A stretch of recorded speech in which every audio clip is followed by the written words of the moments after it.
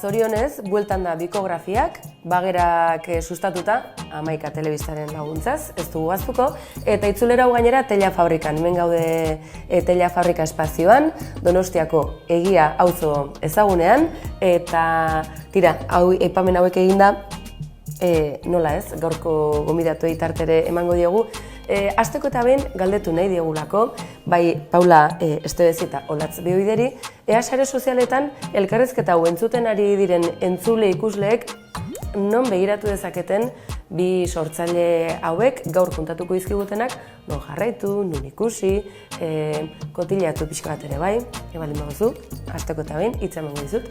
Bai, bueno, arratsalde on lehenik eta behin, eta eskerrik asko gonbidatzeagatik bikografiak saio honetara.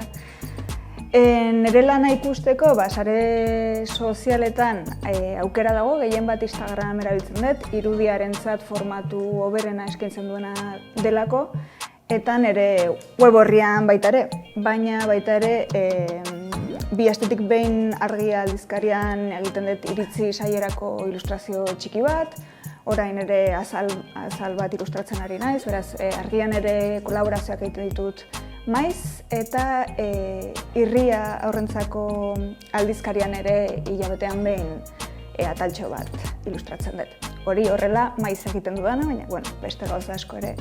Gauza askoren artean, ilustratzailea, sortzailea eta musikaria ere, bazarelako, ezta? Bai, nik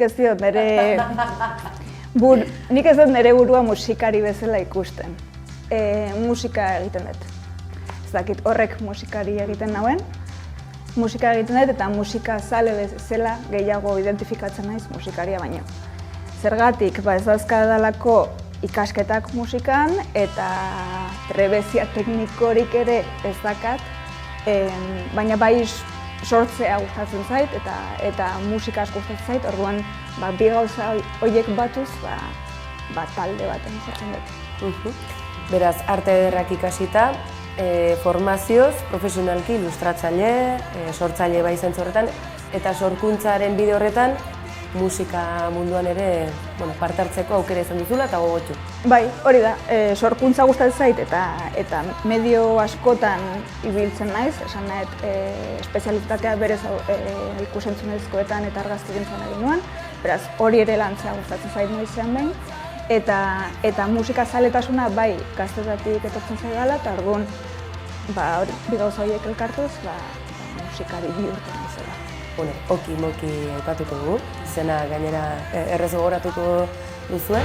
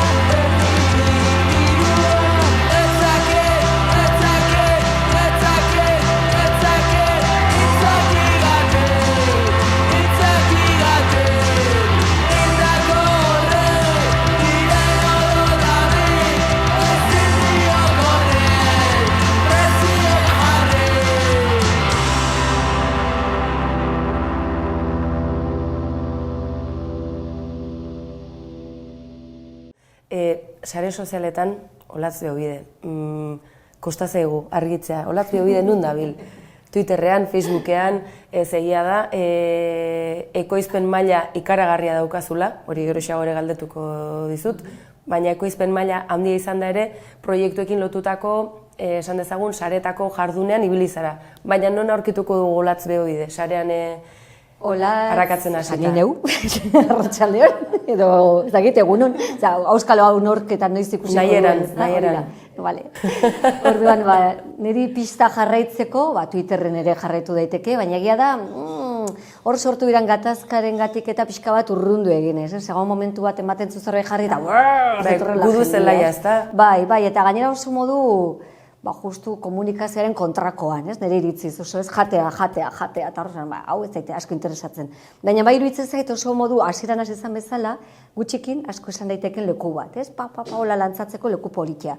Instagram niretzako bihurtu da jostailu berri bat, eta erraza eta irudiarekin lotuta zaudetu nontzat bare gehiago, baina agutzate bai, promozio txoie, gure kartela, gure hemen gaude, berriz ere hemen gaude, eta horretarako, ondo datorren. Eta Facebook ja da pixkat, hori, plaza, kuadrilla, gizartia ematu hor dagoela bere egunerokoan, eta hor ere gauza kolokatzeko, Oso zalea ez naiz, esan, eta erabiltzen ditut sare sozialak justeko jendea zertan dabilen, da, ze gauza nahi ditun nik ikustia, baina eraberean nahiago da jendea etortzea, bantzerkiran ikustea, Belarri Beroko turra jarraituta webseria ikustea, eta nik egiten ditudan produktuek hor konpartitzea, zuzenekoa danean bare gehiago. Hori galdetu nahi nizun, azken jardun gehiena, Instagrami dagokionean bereziki, ze proiektu webserietan buru belarri sartuta zabiltzan gara jontan, zein izan da azken webseri hori, harakatu nahi duen erantzat. Belarri Bero bai esan. Belarri Bero bai esan, Belarri Bero bai esan, Belarri Bero bai esan, Belarri Bero bai esan, Belarri Bero bai esan. Usteet gaurko lanak egin ditugula dagoeneko. Gaur kobratuko dugu? Ui, ez da diruek? Belarri Bero diru arazoak ditu. Gainera sekulako zorra daukaguta, ez da girik sartzen. Eta hori da, gure diru sarrera bakarra? Oraingoan enpresa itxi beharko dugu.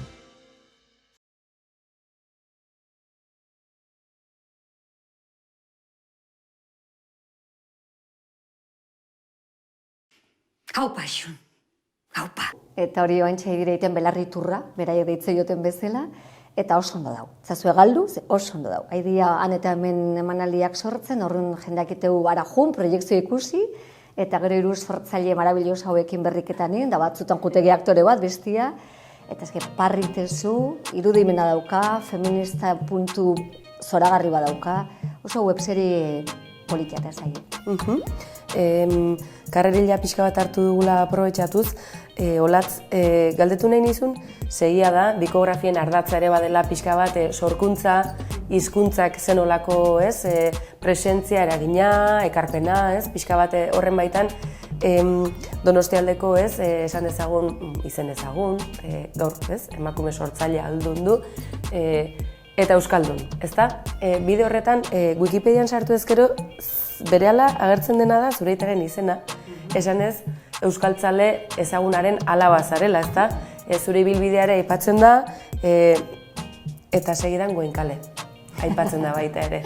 Nik Wikipedian deskubritu nun norberak idatzi dezakela nahi duena. Eta nire aitaren izenez aparte nire amaren ere jarri Hori duen. aipatu nahi nizun? Egia da, nire aitak igual ezagunagoa izan dela, bera, ez dakit euskaltzaindiako izatera ere iritsi zalako momentu baten euskarari egindako ekarpenengatik edo euskararen lanean, diskoak, liburuak, antzerkian, telebistan egindako gauz asko egin zitulako edo bultzatu zitulako, baina ama ere, kasu gehienetan, telebista ez ezik horre hontzan beti. Eta horren iruditu zitzaidan nahiko justoa. Eta esan, ama, ama ere antzerkian hontzan, diskoetan, diskoak saltzen, badakin nire familiak ondo, horri biltze ginen atze aurrea, Durangora joaten, azokara, eta ama antzeon. Eta horren zaten, hortxe jarri nun ere, nire aita eta amaren euskal alaba bat nintzela, hori dena jartzen dute euskal kutsu horregatik, beraiek eman duten balioa, Eta nahi oso harro jaso dut hori dena, eta sortu da zilborreste potente bat euskararekin. Hor, emakume wikilariak izeneko mugimendu bat sortu zen duela Marisa Barrenaburu urte batzuk, beraz, oharra bidaliko diogu, Olatz Beobideren azalpena, ze ziurrena akaso zuk aldatu, baina ondo esan duzu moduan edo zeinek aldatu dezakeenez, akaso zerbait zuzendu eta gero berriz ere atzera buelta agertzen da.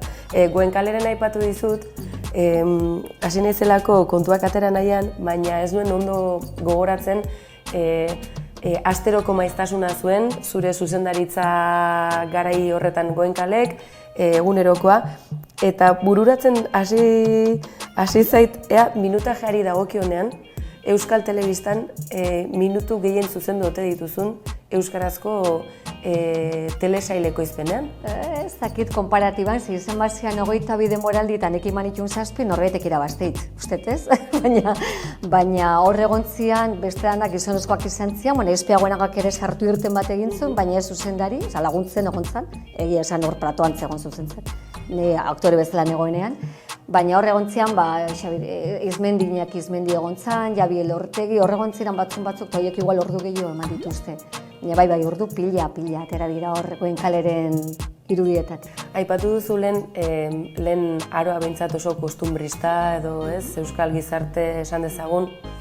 Bueno, garai batekoa, ez den erabat desagertu, baina garai batekoa akaso, zenolako ekarpena uste duzu egin duela zegia da, baldioen arloan zalantzagarria edo behintzat eztabaidagarria izan zitekela puntu batean, baina euskarazko ekoizpena izanik eta zenolako audientziak ez euskan, ekarpenen garrantzitsua ere egin zuen eraberean, euskal aktoren arrobi izateko bai, arrobi zugarria izan zen euskal aktorentzat, errealizadorentzat, gidoigileentzat, elkarrizketa gileentzat, jantzia, hor sortu ziren lanpostu ikaragarri pila horiek, eta hoain note dagoen jende horretan erdia, edo erena, eta askok behintzat beste lanpostu batzu bilatu behar izan dituzte.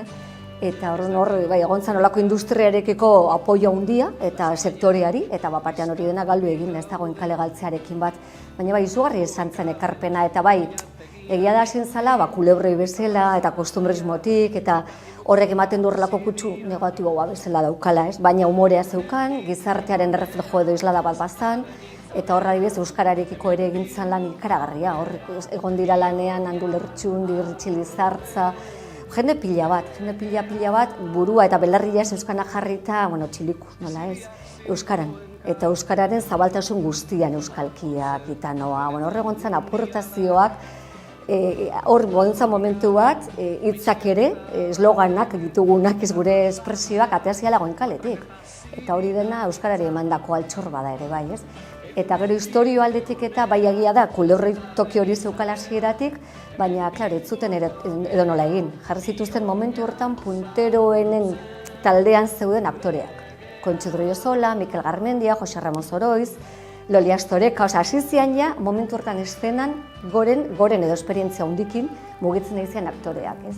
Eta horrek ere arrakasta bat ekarri zuen zerbaitegatik. Esan nahi dut, zegoelako hor ondo lan egiten zuen jendea. Eta gero beti esaten da, ez? Lehenengo heroinari buruz hitz egiten zen garai hartan. Eta jendeak bizitezun kalian gauza bat, eta Goenkalen ikusten zuen hor, bere personaje guzti horiek, ez da? Eta umorea, kulebroia, baina horra gertzen ziren ere egia asko. Gauza asko, tragedia asko, zaitasun asko, eta jiji-jojo, ohitura, kostumbrismo puntu hori eretzen bakarrikan, ez dakiz herri txikitako, herri txiki horiek ere gure herriak dira. Ematen du Euskal Herriak diala, ez dakit nunguak, guria dira, eta puntu batian ere oso globalizatuak neurri batian, ez? Heroin agertu zen, homosexualidadea agertu zen, biratara, esan edo birureratara, gai asko atera ziren.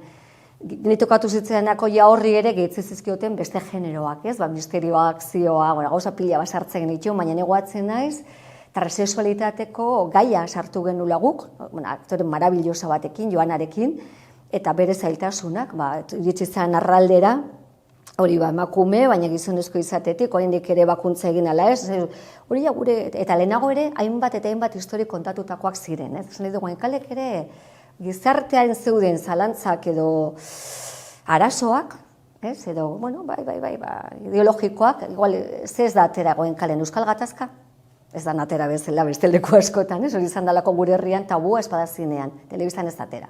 Eta ertzainak izeneko serie bat egon zan, eta etzan gai hori atera, hori hola da.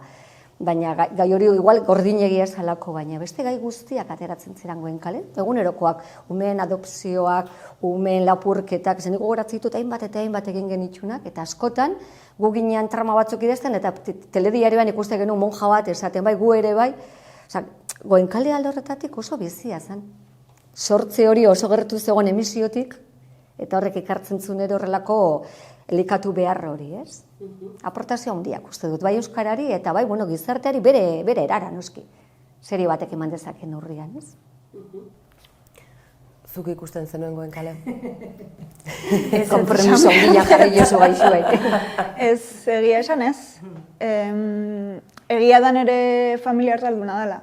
Eta orduan etxean beti erderaz egin izan dut, eta euskeran eretzat lagunekin iten nuen, edo ikastolan iten nuen zerbait zan. Eta telebista ikusterakoan, etxean ETV ez da asko ikusi, nik ikusten nuen bakarra izaten ziren marrazki bizidunak, egia esan. Hortik aurrera, txikitatik aurrera, ja gaztelerazko telebista ikusten nuen. Euskarazko referentziazko marrazki bizidunak, baten bat gogoan daukazu, bereziki... Bueno, gure generazioan Dragoibola sindu da, ez? Hori izan zen oso, denei barruraino sartu zitzaigun marrazki bizidun bat, eta niri bereziki gustatu zitzaidan bat izan zen Lamu.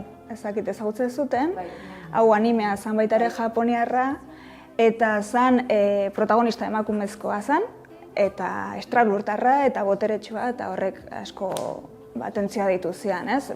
Azkenean, beti ere komik egintzan eta marrazki egintzan beti gizonezko protagonistak eta hori jaso izan ditugu. Eta orduan, guretzat referentea izan zen, baita ere horrelako pertsonaiak ikustea. Eta horrek zenolako eragina izan badu? Nola zeia da gerora, formazioz lehen aipatu dugun bezalaxe, arte ederrak, hor bideo hori behintzat garbi izan duzu, baina zenolako eragina izan du bideo hori hartzeko edo bideo horretan lehen zipristin hauek, ze sorkuntza komikigailea, ilustratzailea, musikaria esan dugu sortzailearen fazetaren barruan. Hizkuntza eta pixka bat haurtzaro horretan jasotakoak izan du eraginik, nola identifikatzen duzu, irakurketa egiten baduzu behintzat? Hizkuntza aldetik berez, nik esan bezala nire familia erdalduna da. Beti pentsatzen kanpokoa diala, baina nire aita Irunen jaiotakoa da berez, baina bere aita galiziarra zen, ama errioxatarra, beraz aitak ez zuen euskaraz ikasi eta ez du inoiz ikasi, eta ama berez Burgoseko herri txiki batetakoa da, 5 urterekin etorri zen Donostira amonarekin batera, tonaren tratu txarretaz iesi, eta berak ere ez du inoiz euskaraz ikasi, baina bai ahalegin batzuk egin izan ditu. Eta zehose ulertzen du, eta baina behaiek argi zeukaten nietan ere euskara ikastea nahi zutela, eta horregatik txikitatik ikastolan sartu egintuzten. Eta horregatik nire haurtzaro gaztaroan erdizka ibili naiz nolabait, ez? Familia artean, gainera oso familia handia genukan, beti erderaz egin izan dugu, gazteleraz, esan eta gero beti lagun artean eta ikastolan euskaraz egin izan dut. Egia da, ikasketak ere danak, unibertsitatea eta dana euskaraz egin izan ditut, baina gero nire musika aldeko lagunekin, edo ni beti musika munduan ibili naiz kontzertutan eta bar, gehien bat autogestioari lotutako espazioetan. Eta egia da, alde hortatik,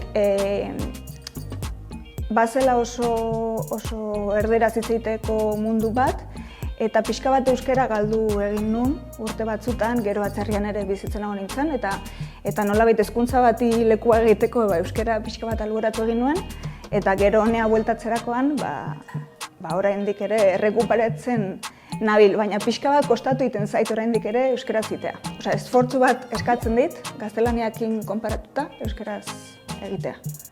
Hitz batzuk edo falta zaizkidala iruditzen zait. Eta atzerriko esperientzia hori, zen moduzkoa? Ona.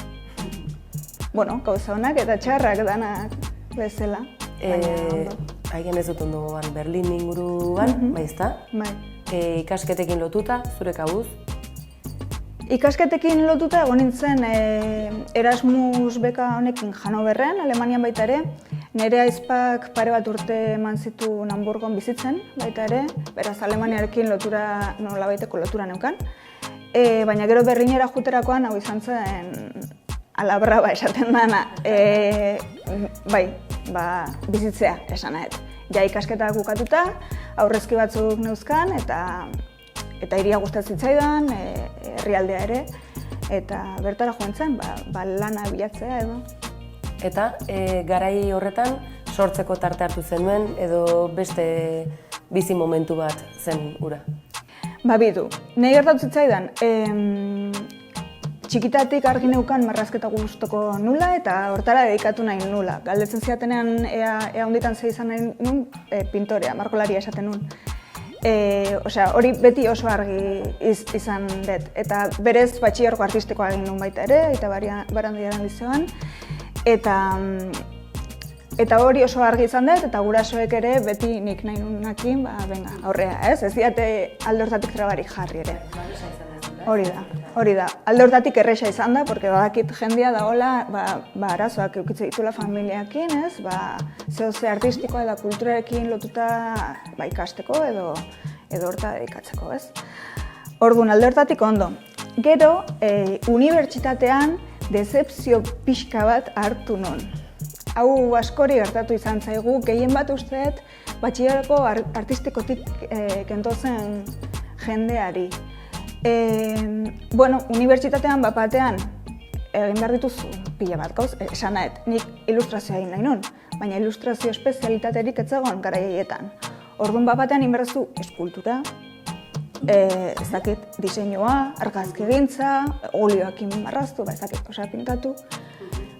Ez da berezuk egin nahi dezuna, ez? Beste gauza pila bat egin behar dituzu. Eta justo zuk nahi dezuna ez dago. Eta inork ez dizu esaten nondik jo nahi dezun hortara iristeko, ez? Orduan, niri gertatzen zitzaidan, nik esan nun, ilustrazioa egin nahi nula, eta batek esan zian, espezialitatea diseinua hartu. Diseinua hartu, ordutegiak kuadratu inbertzen dituen, ez? Eta orduan, kuadratzeko hartu nun diseinu bi, lehenengo, eta gero, ez? Gaizki hartu nituen. Diseinu bat. Claro, ni jo nintzen diseinu bita, baina bata egin behar dezu diseinu bi hartzeko, ez? Eta horren esan zen, zehingoet, hori, azkenean argazkigintza ikusentzunezkoak egin nun, espezialitate modun, eta egia esan, unibertsitateak bukatu, eta esan nun, guztiz desmotibatuta egon, ez nun marrazten, aurretik pila bat marrazten nun, eta unibertsitate garaian ez nun bate marrazten, beste dana asko pentsatu behartzen nun, ez zegoen freskotasun hori, ez, momentuan nahi zenun egiteko, dana teorizatu egin behartzen nun batean, ez, eta nik ilustratu nahi nun, ez, hori da guztiz kontrakoa, azkenean ezakit ez diozu horren beste bueltaman behar, ilustrazioan berez testua eman da, ez, teoria eman da etortzen zaizu, ez. Orduan, hori, pixkat desengainatuta edo bezala ez dakit. Horrela bukatu nun unibertsitatea. Hemen urte bete eman nun, eta Berlinera jo nintzen, eta ez nun, hori, ordura arte ez nun bat ere marrazten, eta Berlinen hasi nintzen berriro marrazten. Eta hasi nintzen marrazten musikarekin elkartuta, ez, nolabait.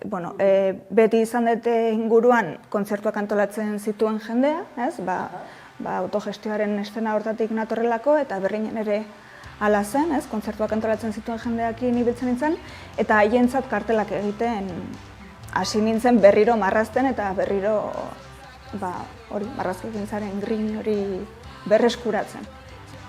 Eskerrak, Berlini. Bai, hori, hortik etorri zen berriro gogo hori piztu zidan. Eta Berlinetik bueltan, nola segitu zenuen bide hori? Berlinetik bueltan, kontzertuetako kartelak egiten jarraitzen nun, baina hor bai hasi nintzala, fanzineak egiten hasi nintzen baita ere lagun askokin. Donostiako fanzine, autoedizio azoka ere antolatzen hasi ginen, Gillotina izenekoa.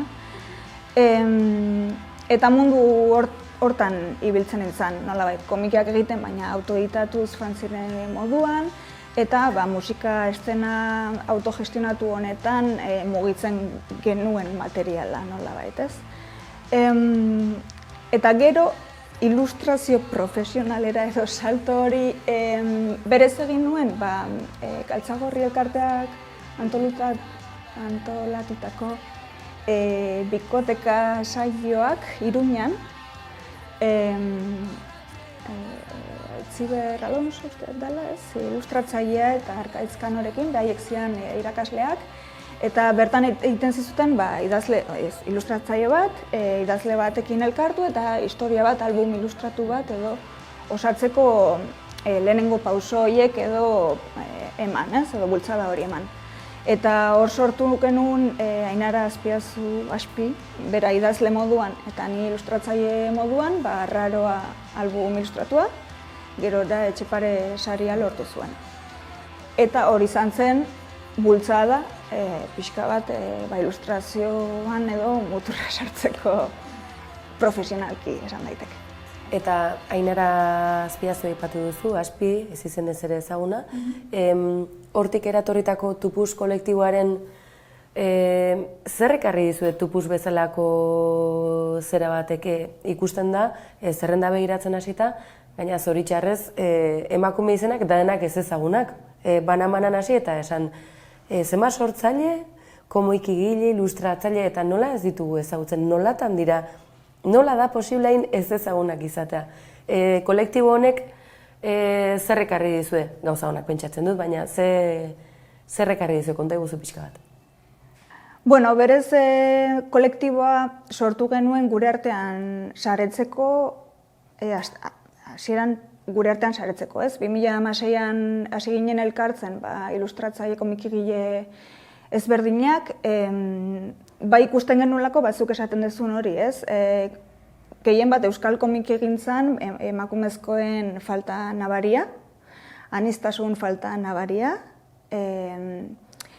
eta hor, utxune hori nolabait betetzeko sortu genuen kolektiboa, ez? Zuk esaten duzun bezala, nik ere Tupusten bidez ezagutu izan ditut, ez ezagunak zitzaizkean ilustratzaile asko, eta alde horretatik, horrek beti aberastu egiten zaitu, ez?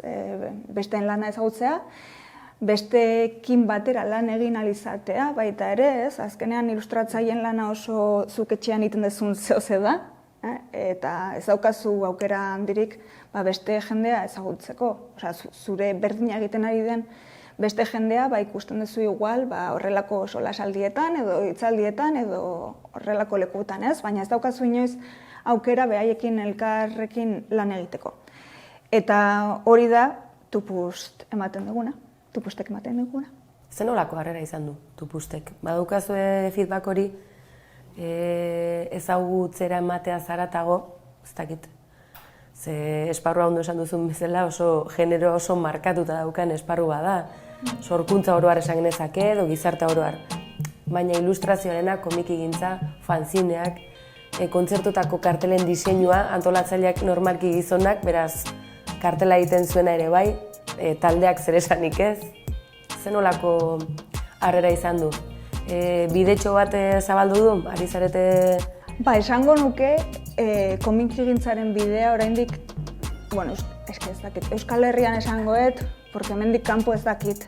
Ez naiz atrebitzen hemendik kanpo esatea. Espainia mailan badaudelako komikilari emakumezko oso potenteak, eta nire ustez gainea komikigintzaren vanguardia direnak. Gaur egun Espainia mailan egiten den komik interesgarriana niretzat emakumezkoek egiten dute. Erreferentziaren bat, esate baterako? Mila. Baten bat, ze ziur entzuten ari denak, esango, zein eta zari da, sartuko naiz?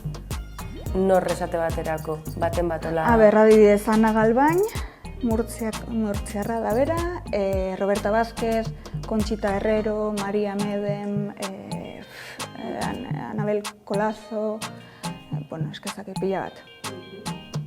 Edo nola ere sare sozialek badute aukera bat eta normalki emakume sortzaileek elkar asko elikatzen dute eta baten sare sozialetan sartuta bukatzen duzu besteen sareetara, bai, ez? Pixka bat ikusten helburua ere hortik dijoa, ezta? Bai, gertatzen da baita ere, bueno, oso referente gutxi izan ditugula orokorrean danean, ez? Eta uste emakumezkoek ikusten dugula beharra horiek emateko bestei nola baitez. Nik ezagutza ditut egile hauek. Zabaldu behar dut ezagutza hau. Normalean iristen zaiguna, edo bide normaletatik edo iristen zaiguna gehienean gizonezkoen lana izaten dalako, ez? Hori delako ikusgarriagoa edo plazan gehien ikusten dana, ez? Orain egia da aldatzen ari dela eta azkeneko urteetan askoz hobeto ari dela, baina bueno. Badaukagu guk, ez, emakumezko bezala hori bizai izan dugunak, nolabait hori egin beharraren sentsazioa, ez? Nik eman behar ditut emakumezko referente hauek. Eta euskal komikigintzan, oraindik jarraitzen dugu pixka bat, aurreko urteetan Espainian gertatzen zana, eta da oso maskulinizatuta dagoela. Egia da komikigintza berez ez dela oso ezaguna, edo, bueno, ez dela... Bai, komikigintzaren kontsumoa ez dela oso ohikoa. Hori da, ez dago oso edatua orokorrean. Baina pentsatzen dut baita ere, eskaintzen dugun produktuaren gatik dela, esan nahet. Euskal Herrian egiten den komikigintza gehiena oso historiko abentura zalea da, eta oso bideratuta dago gizon gazteei. Eta orduan, guk bezalako espazioak izan eta gaztea, komikigintza ezin zaizu gustatu. Ez da hori, gustatzen zait berez, baina ez dago aniztasun hori euskal komikigintzan denoi gustatzeko edo iristeko. Eta, bueno, tupuz pixka bat da, utxune hori betetzeko nahia daukan kolektibo bat, nahiz eta noski guk gure aletxo txikia jartzen dugu, zerbait oso handia egiten ez da ere, komiki bat da, ateratzen duguna bihurtzetik behin, esan nahet. Hasiera bat, hori da, horrek ezin du konpetitu beste merkatu danakin, baina, bueno, aletxo hori jartzen dugu. Bai, gainera ez da fanzine bat, nik ale bat badaukat etxean eta mardula da. Benetan, ez bakarrik tupuz kolektibo ezagutzeko, baizik eta komikigintzaz edo behintzat gerturatze bat, ze askotan gerturatze izaten da, ez ezagutzak askora egiten du. Eskolan komiki gutxi izaten ditugu eskuartean, eta euskarazkoak eta ez baldin badira oso garai batekoak, badira euskal kulturan oso ezagunak diren ipuinak, bestela Errekamari bera, komiki hori nire etxean dago urrezkoa izango alitzu zela gordeta, ez da eskatxarratuta egon, ez? Hor baditugu, baina urte guzti hauetan akaso hor beraldi bat egon da, bueno, orain izan daiteke nola baiteko... Bai, nire ustez... Itzulera bat. Aniztasun gutxi egon da beti, eta niri baitzaldi baten duela gutxi galdetu zidaten, elkarrizketa baten, ea noiz hasi nintzen ni komikia irakurtzen, eta ni berez, nahiko berandu hasi naiz komikia irakurtzen, txikitan iristen zitzaidana zalako abenturazko komiki hori, danak gizonak eta emakumezko bat ateatzen zanean, kriston, sexualizatutako emakume bat. Eta ni horrekin ez nintzen bat ere identifikatuta sentitzen, ez gai aldetik, ez pertsonai aldetik. Eta orduan, hori, ezagutzen jun naiz, heldu bihurtu naizenean. Pixka bat, nik gustoko nuen komikia existitzen zala, arazo bakarra zan, niri iristen ez zitzaidala. Hari horri tiraka, egia da jauzi digitala handia izan dela, eta akaso komikia ere, garai berrietara ere egokitzen ari da orain, ezta? Telebista ere bai. Eta askotan, baliabide faltarekin ere zerikusia dauka, baina bizkorra garenez eta badakigunez ataka guztiei alde, zera hori sorkuntza, pandemia garai honetan edo krisi garaietan nolabait beti bizirik mantentzen da eta bide berriak urratu. Eta egia da, niri atentzioa bereziki eman diala webserien kontuarekin, hasieran arrotza ere egiten zitzaidan. Eta hasi ezkero kontsumitzen hasi eta esan, ostras, honek badu berea. Eta bereziki azkeneko argumentua emakume protagonista euskaraz eta gainera linea erotiko batean. Belarri beroren turrari nola deitu diozue izena? Belarritur deitu. Belarritur. Bai.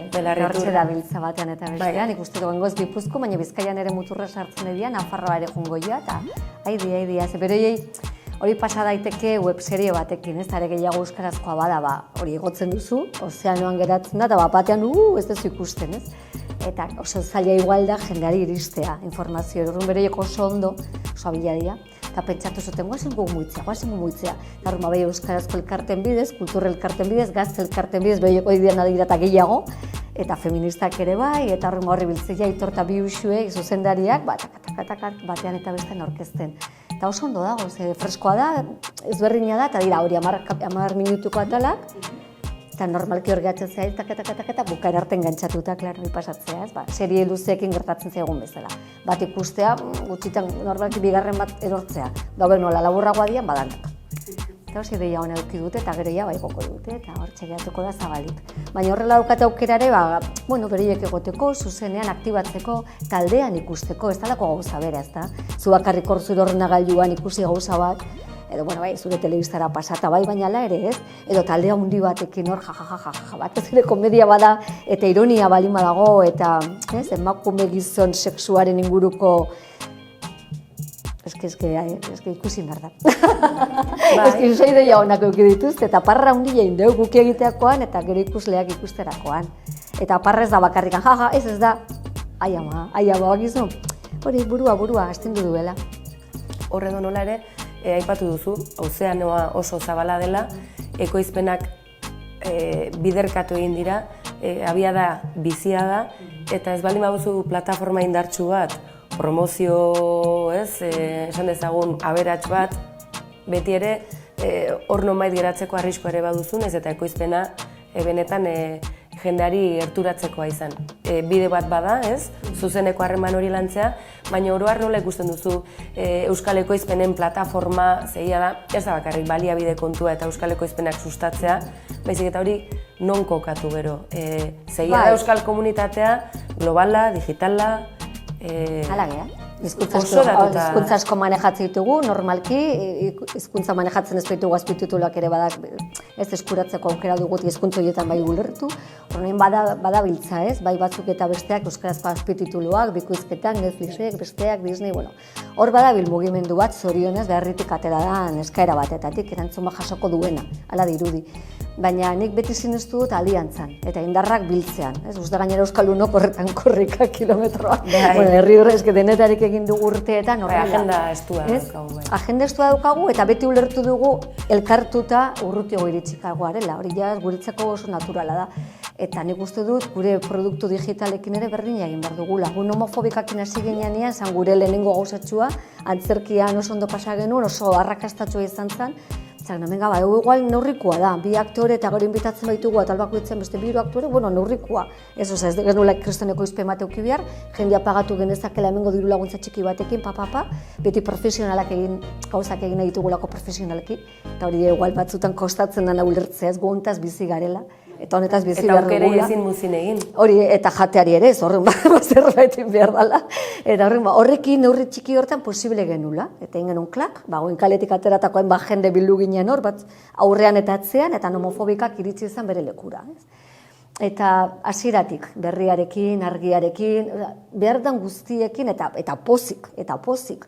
Hamaikako konversazio batetik ateranuk euskara ingurune digitalareko diru laguntzaren berri, esan dut, harremantze horretatik, saretze horretatik ateratzen da informazioa, laguntza, babesa, eta gero hor geratu da, eta ez da izango ere kriston produktua, esan nahi dut arrakastatxua, baina egin du bere bidea, eta hor geratu da, eta hor dago, eta orain lenguan ere bile ginen Oñatiko institutuan ez dakize, beste ikusentzunezko gauza batzuk izaten da, zu ikusteko nomofobikak, bale, sartuko gea, eta bueno, da produktu bat horri daukaguna ozeanoak, hor dagoela. Ez dala galtzen, ez da ura ez da joaten. Orduan, uharteaitxoak hor daude, euskal uharteak eta bestelakoak.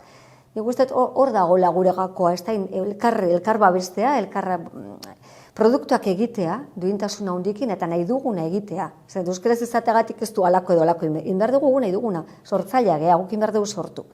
Eta euskaraz egitea gustoko badugu, aurrea, eta gero publiko bezala, noizek eta benezan, haber hau. Gustatzen espazet, ez da jarrituko ikuste, baina ezke zorionez, gustatuko zei. Bat edo bestea, eta bat edo bestea. Nik oaintxe bertan, ikaragarrizko gogoa, tupust hori hartu eta erakurtzen hasteko, ez? Da berari esker. Hori horrela sortzen da, ez? Horrela elikatzen da gogoa, eta gero ilusioa, eta gero oso azkardoa.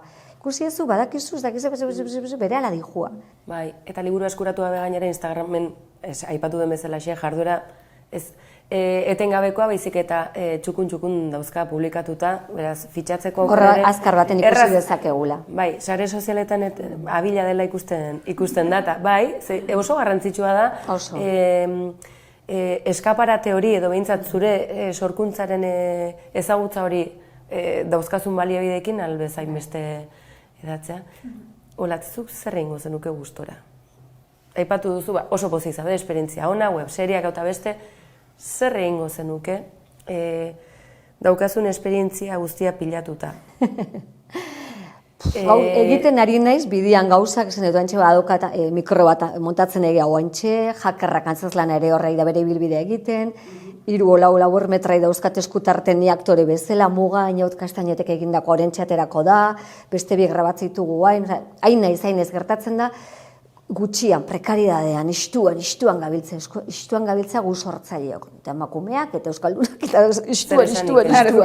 Eta horren, karo, horre pixkat aldatu inbarko luke guk benetan egin nahi duguna egin alizateko. Egin nahi duguna, ez da hori ere bai, baina hori egiten dugu ere, idalako daukagun finantzaketa sistema txiki honetan mugitzeko daukagun gaitasuna. Haundian, serie bat, hor dago arrapaladan bezalako serie zoragarri bat, nire gustatzen zaizkit, pertsonekin, eta lotuta dauden gaiak, gai sozialak, eta gure egunerokoan, eta pertsona anitzak ezberdinak bizi diren herri bat, eta non elkartzen diren hori kulturretxean, paroan, gero joten diretak, eguneroko horretan ditugun zailtasunak, eta gure miserik, eta gure parrak, eta gure humoreak atera daitezken seriak. Hoi gustatzen zaizkit. Eta idatzita badaude, eta hor bidean badago jendea, eta prestatuta, eta gogotxu. Baina, falta zaigu pixkatxo bat, hori ekoizleak. Torri bertzez dugu ekoizleak esatea. Venga, aurrea. Ida, falta zaiguna guri. Ari gera, baina ari gera pixkatxo bat pika, eta horren kostaitea jauzia matea. Guk geuk ezin dugu momentu enten hori egin. Badirudi ala eta guziz ere, bonantza garaia datozelain batean, baliabideen banaketa horreak hartu baten ondotik etorreko den zerbait izan daiteke. Emakume zuzendariak ikusten ditugun orduan hor bertan. Azkenengo urteetan nik egin nuen azkena eskamak kentzen izan zen, eta orduzkero, ez da bat bera ere egon, gure etxeko telebistan esan nahi dute, gure euskarazko telebista horretan. Horren, bonantza horrek ere generoa pixkatxo bat ere kontuan hartzen duen. Ez zer zordiolako, edo asko zordiolako, egia esan, baina batez ere badagoelako hor non, eta asko dira, ikusten ditut emakume zuzendariak, igusentzunezkoan formatuak edo esperimentatu bat, eta daudela hor, gauzak egiten, esatezu, ai ama, eta hoedanak, dela gutxi ikusi nuen, dela ez asko hor bideolaborategian, aurkezpen horietako bat serie baten, esatezu, ai ama, baina neska hau, jone arriola, baina nola ez da guaintxe bertan, serie bat zuzentzen, baina hola, zen bat esateagatik, eta hola dango dira beste hogei.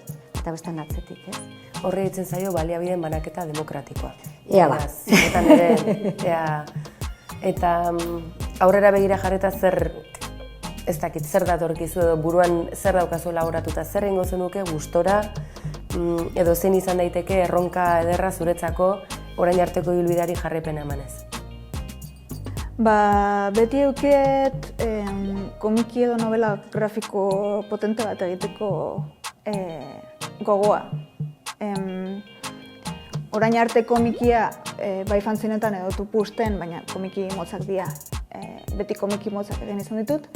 Eta badaukat, komiki luze bat, nire liburu potente ni bakarrik indako bat eukitzeko nahia.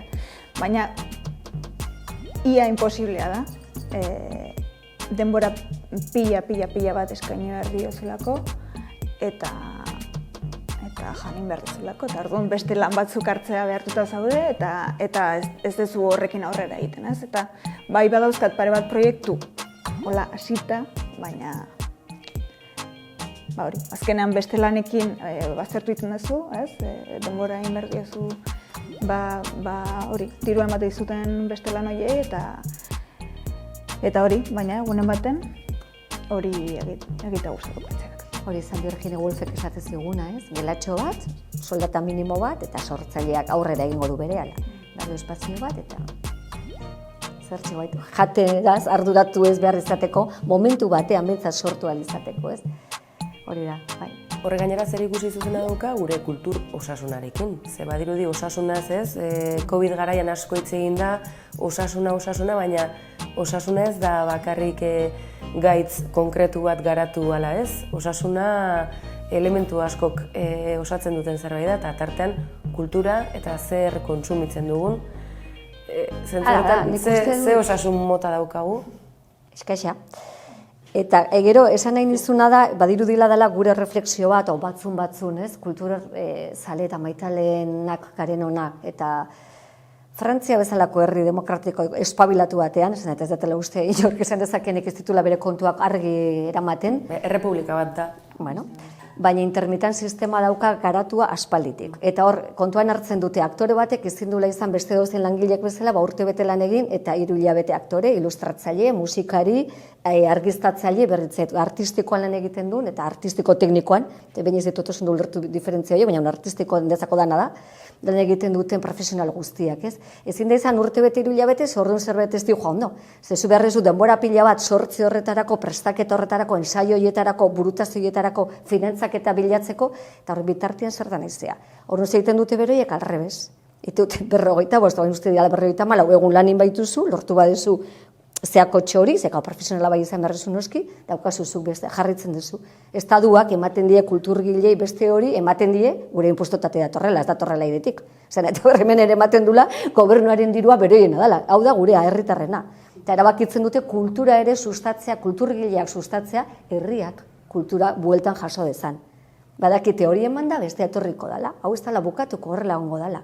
Horren zen, hau ez da, hori nahi dira, artistaren estatutuarekin, eta badirudi Espainian zerbait aldatuko dela, Espainian aldatzen bada honi etorri beharko luke, logikoki, legeak azkenean ere askotan datozelako atzetik, baina dela gauza bat evidentea. Sistema batean, ekonomiko batean gaudelako gu ere murgildu, eta gu ez gara sortzaileak airean gauden, akordun, eta beste sektoretan bezala, gure komeniak ditugun bezala, eta gure gauza ditugun bezala, hori ere kontemplatuak egon behar dute, osasuntsuan ebali madugu izatea gure gizartea, ez? Kultur mailan zuk zenioen bezala. Hor gainera, oinarrezko soldata bate gainera ez dizu bizia soluzionatzen. Ez da beharrik ere, baina lanean jartzen zaitu. Bizirauteko zerbait, eta zure jarduna, eta martxaren arabera izango duzu. Egin beharrekoa. Ez dela, ez dakit gizarte martziano bat, baizik eta ezarrita dagoen sistemaren baitan. Bukatze aldera, aipatu dugu ez, osasuna, sortzaileen osasuna batetik eta kultur osasuna ez, oro bat hartuta ze garrantzitsuak diren baliabideen banaketa orekatu batzuk, emakumeak aintzat hartzen dituenak behar bezala, eta euskarazko sorkuntza hori ere babesten duena egin batean, egin globalizatuta gauden garaioetan. Bukatze aldera, eskatuko dizuet pixka bat zuen sorkuntza bideari erreparatuta, pare bat momentu. Izan daitezke gazi gozoak, baina eskatuko dizuet baita ere bereziki zapore hona utzi dizuetena, eta aurrera begira ere esateko, ze eutsi diot honi eta segidaban bar diot. Tan. Demora daukagu, hau gero...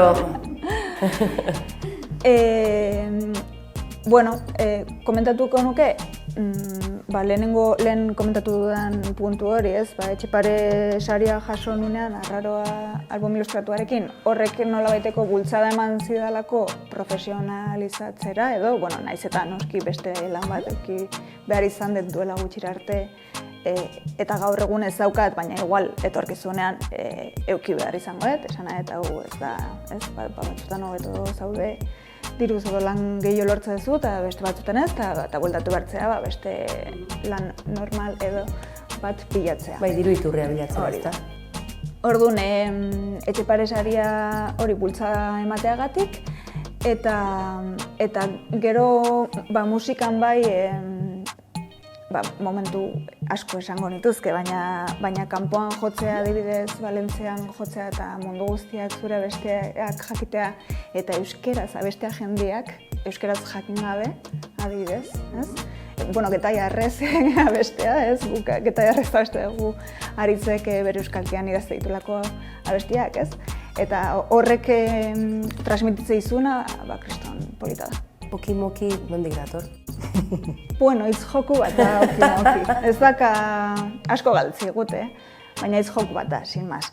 Guk egia da gure burua oso serio ez dugula hartzen, ez? Eta musikariek gehien bat punk eta rock eta metalean badakate joera hori, ez? Beti holako seriotasuna eta goibeltasuna eta transmititzeko eta guk pixka bat beti hori, gure burua ez dugu serio hartzen eta beti izan nahi dugu horrekin hausten duen talde bat, sin mas. Ez dakit nola esplikatu. Baina, pixka bat, hori, izena berez jolas bat da eta hitz jolasa. Eta betegarria dela beraz zuen emanaldiak ematera zoaztetenean jasotako harrera, ezta? Bai, guk azkenean musika hortarako egiten dugu, jendea ezagutzeko eta jendearekin egoteko eta sare bat sortzeko baita ere, gure eszena azkenean autogestioaren eszena delako eta hori sare bat da, ez bakarrik Euskal Herrian, baizik eta Espainia mailan eta mundu mailan. Osea, gu jo dezakegu atzerrian, atzerrikoei montatzen dizkiegu kontzertuak eta horrela saretzen gea. Olatz? Hoi, ni denbora gehiagi eman diazue. Zarrune honen zuten eta jatortzen zitzean, fa. Egia esan, gauza asko. Etorri zaizkit horrek esan nahi du gauza askotaz, oso pozik, ez dakit, bai pizten dauela, hori pentsatzea bakarrik. Igual momentutxo batzuk aukeratzeagatik, bidaian, horrek ere asko egiten duelako, eta horren Frantzian iparraldeko talde batekin, Ximerrekin, baina beraiek lantzen dizituzten bai euskaraz egiten genituen produkzioak, baina baita ere hizkuntz asmatu eta oso teatralak. Eta zoragarriak ziren, arrun pakistani asmatu batean eta amerikar asmatu batean egiten genuen maskaradun antzeslan zoragarri bat. Hori Wikipedian ere agertzen da, Hori agertzen da, potente izan zen, egon ginen urte luzez, eta Binonen egon ginen, eta horren jozan oso marabillosoa lortzea, jendea ukitzea zur harrapatuta hizkuntza asmatu batean, gero bazuen horrelako aurkezle frantsesez esate zitena gauzak eta hola, baina jendea zen hola eta dana ulertzen zion. Impresionante, eta horrekin 3 urte egon ginean, Bertolt Brechteken obra bat genuen ere, hementxe Jarenion, hemendik oso gertu eman zigutela Donostia saria, 25 ginean, 18 aktore, musikariak, teknikariak, olako obra bat hitz egiten du hain gauza zoragarrietaz, kaukasiar kreazko borobila, bazkenan hitz egiten du besteak beste, esaldi batean esateagatik lurra norena dan. Han jaio danarena edo ona etorri eta lur hori lantzen duenarena, umea norena dan. Erditu duenarena edo ume hori hartu eta alikatu edo babestu duenarena, ez? Hor guatzezeate segurazki dira, bi amak borrokatzen dute bata erregina eta bestea baserritarra ume batengatik kiraka eta egiten diete zirkulo bat. Eta horre erabaki behar du, ez? Tiratzen duena fuertena izango da, eta hola. Bukar ez dizuek kontatuko irakorri beharko duzue.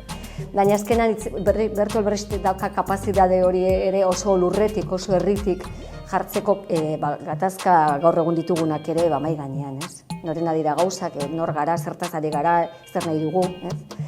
Horiek dira momentu denak, eta gero beti pasatzen zait, pausotxo bat aurrea ematen didala egiten dudan gauza bakoitzak. Hori zorionez, oraindik daukat sensazio hori, eta gaur goizean egonez mikroteatro hau, pabellon 6en estrenatuko dugun Amaia, mikroteatroko pase bat, orokorra egin dugu, grabatu behartzalako, eta ikasten, eta hortxe aktore marabillosoak ikidearra da zuzendari lanetan guri laguntzen, eta sensazio hori, oraindik ere ikasten nahiziala, eta hau eta bestia, eta poixo hori ere egunerokoa da. Egiten dugun bakoitzean, gu behar dugu sortu eta antzeztu beste batek korrika ikia bezala, o beste batek pastelak ikia bezala.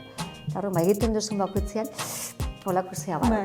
Hori nik uste sorkuntzan beti gertatzen da Horrek zerbait dela. elikatzen Badakizu ibilbide luze bat dela, bizitza bezain luzea, ez? Eta ematezun pauso bakoitzak zehoze berria emate dizu zuri barnetik baita ere, ez? Ikaste duzu ematen duzun pauso bakoitzarekin eta egiten duzun gauza txikintxo bakoitzarekin. Ba, ondo joan dadila. Eskerrik Hala izan bedi. Detor daitezela alako poz gehiago eta ez tartekako lan aukeren baitan, baizik eta izan dadila jarraia eta osasuntxua baita ere. Beraz, onaino, eskerrak eman, bai taulari, bai olatzi. Eta plaster bat zuen entzitea dezagutzea. Eta ez dugu zerrendatuko bakoitzak zenbat gauza egiten dituen, zeia da Paula komikigilea, ilustratzailea, musika eszenako sortzaile edo partaide ere badela, eta olatzen kasuan berriz, antzerki gintzatik abiatuta ikusi duzu. Webseriak ekoizten ere badabilela, eta azkenan euskal ikusentzunezkoen ibilbide honetan ere izena baduela. Ez da hila izan, Wikipedian bakarrik daudela, baizik eta izan daitezela gure kultur transmisio eta gure kultur konsumoko parte eta parte garrantzitsu. Eta alaxe, onaino heldu gara, eskerrak emango dizkigu, berez ere, Tella Fabrikari. Bagera elkarteak antolatuta bikografiak honezkero plazara itzultzen delako, ea animatzen zareten saio gehiago izango direlako aurrerago, eta baita Hamaika telebistari ere. Eta ahaztu gabe, ikusten ari zareten garaiotan, YouTubeen ikusiko gaituzuela, baina baita Hamaika telebistan ere, beraz nahi eran geratuko da saio hau, eta hemendik urte batzutara akaso berrikusi egingo dugu, ea ze puntutan eta non aurkitzen ditugun bi sortzaile handi hauek. Eskerrik asko.